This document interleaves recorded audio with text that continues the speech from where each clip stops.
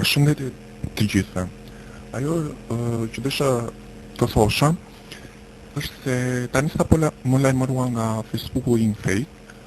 se një person që unë më së shumti e njoh, njëherë kam takuar para një viti me një Facebook falso, ragazzo di favole, po kërcënon ose po i bën shantazh dikujt, një personi që ndoshta mund të mos i ketë mbushur 18 vitet, me foto ose edhe me video. Është një person i cili i qetësi mirë, por në këta 3 vjet kam vëre jo vetëm unë për edhe të tjerë që ka shfaqur shenja psikopatizmi, domethënë është një skizofren, ndoshta një psikopat, ose një njeri që ka nevojë për kujdesje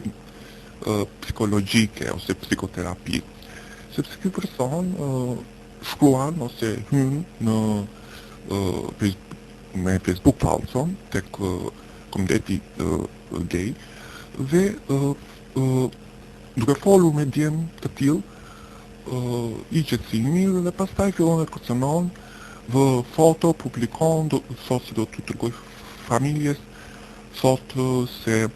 në qoftë se nuk planon kushtet e mia që të bëjmë seks, sepse kërkon seks, ndoshta ai mendoj se është mosha 19-20 vjeç, dhe do të them që djemtë e tjerë du të mbrohen nga ky person. Disa nuk më vën veshin, unë shkruaj postime në Facebook dhe në faqe të tjera, por nuk më vën veshin sepse thonë jo nuk kemi kohë, jo jemi me celular, por vjen një kohë që dikush e pëson, por e pëson keq ama dhe kjo lë një gjumë në jetën e tij sepse të qenit gay si fillim është e vështirë pranimi, është e vështirë të gjithë ato që vinin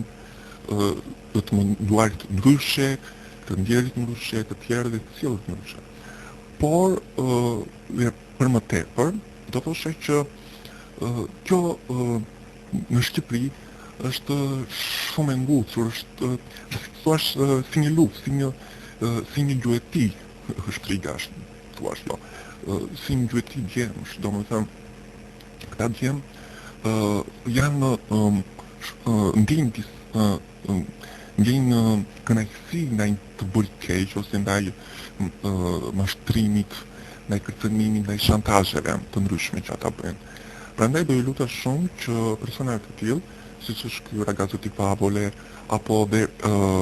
sepse ai nuk ka vetëm një Facebook falso, ka shumë të tjerë, dhe gjatë viteve ka treguar vetëm kush ka qenë, shumë njerëz e kanë njohur, madje dhe kanë kërcënuar, por ai nuk bën mend, ai dëshiron që të plotësoj atë bëshllëkun nëpërmjet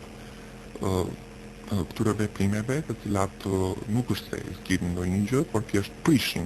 punë, pra nuk zgjidhin, por prishin punë. Pra, duhet të jemi më vigilent. Puna është se mirë që djemt moshave ose 18 vjeç që janë më të rrezikuar, mund të them se edhe ata mbi 18 vjeç duhet jenë detyruar. Mirë është dëshira që të njohësh persona, të bësh miqësi, njohje të re, edhe të shpërndash foto të njësh realisht, pa të kalosh nga një njohje virtuale në një njohje reale,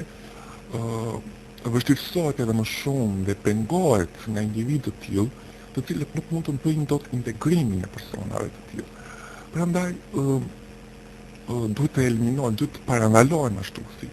Po si mund të parandalojmë? Atëherë këtë gjë nuk mund ta bëj dot vetëm unë, këtë gjë nuk mund ta bëj dot një njeri. Pra një organizat këtë duhet ta bëj gjithsecili prej nesh, pra gjithsecili prej atyre djemve që janë të rrezikuar për ta pësuar një ditë të tillë, për të dëshpëruar më së shumti që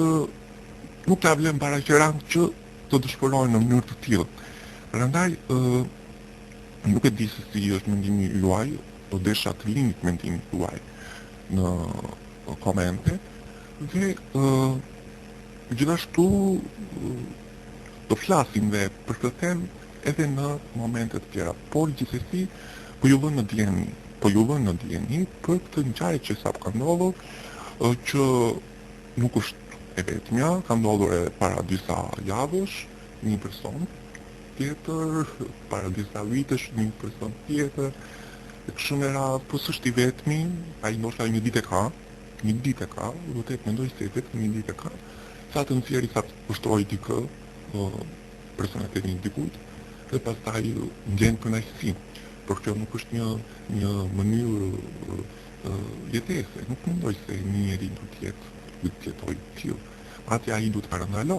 parandalohet për brezat e arshëm, për ata që qëllon për herë të parë të flasin me dikë dhe nuk tentojnë më që të flasin me asnjë njeri tjetër dhe